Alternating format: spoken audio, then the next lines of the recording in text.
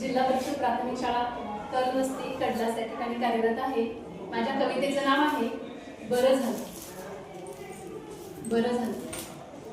प्रत्येक माणसात लहान मूल असतं लपलेलं, प्रत्येक माणसात लहान मूल असतं लपलेलं, त्याचं निरागस हसणं खेळणं पाहून होऊ वाटतं लहान मुलं। पुन्हा एकदा बालपणात डोकावून पाहता आलं, पुन्हा एकदा बालपणात डोकावून पाहता आलं। बरं झालं देवा तू मला शिक्षक बनवलं, आज तेच बालपण पुन्हा अनुभवायला मिळालं। आम्ही प्राथमिक शिक्षक लहान मुलांशी नातं जोपासणारे, आम्ही प्राथमिक शिक्षक लहान मुलांशी नातं जोपासणारे, त्याचं बालिश हट्ट पुरवून त्याच्या भावविश्वाला समजून घेणारे, त्याच्या इतकी लहान होऊन तीच निरागसता अनुभवणारे, त्याच्या इतके लहान होऊन तीच निरागसता अनुभवणारे। बरं झालं देवा तू मला शिक्षक बनवलं, आज तेच बालपण पुन्हा अनुभवायला मिळालं।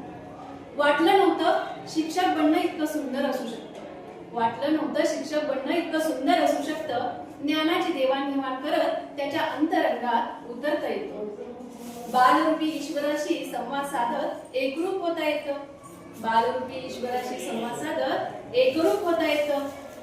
बरं झालं देवा तू मला शिक्षक बनवलं, आज तेच बालपण पुन्हा अनुभवायला मिळालं। स्वतःच्या मुलात आणि बालकात भेद नाही करता आलं, स्वतःच्या मुलात आणि बालकात भेद नाही करता आलं।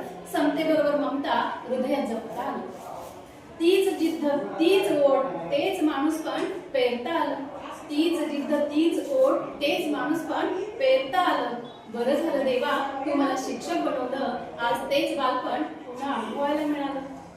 देशाची भावी पिढी घडवण्याचं भाग्य मिळालं, देशाची भावी पिढी घडवण्याचं भाग्य मिळालं। साने गुरुजी आणि कर्मवीर अण्णांचं हृदय जाणता आलं, सावित्रीबाईला अभिमान वाटे असं कार्य करता आलं, सावित्रीबाईला अभिमान वाटे असं कार्य करता आलं। बरं झालं देवा तू मला शिक्षक बनवलं, आज तेच बालपण पुन्हा अनुभवायला मिळालं, पुन्हा अनुभवायला मिळालं।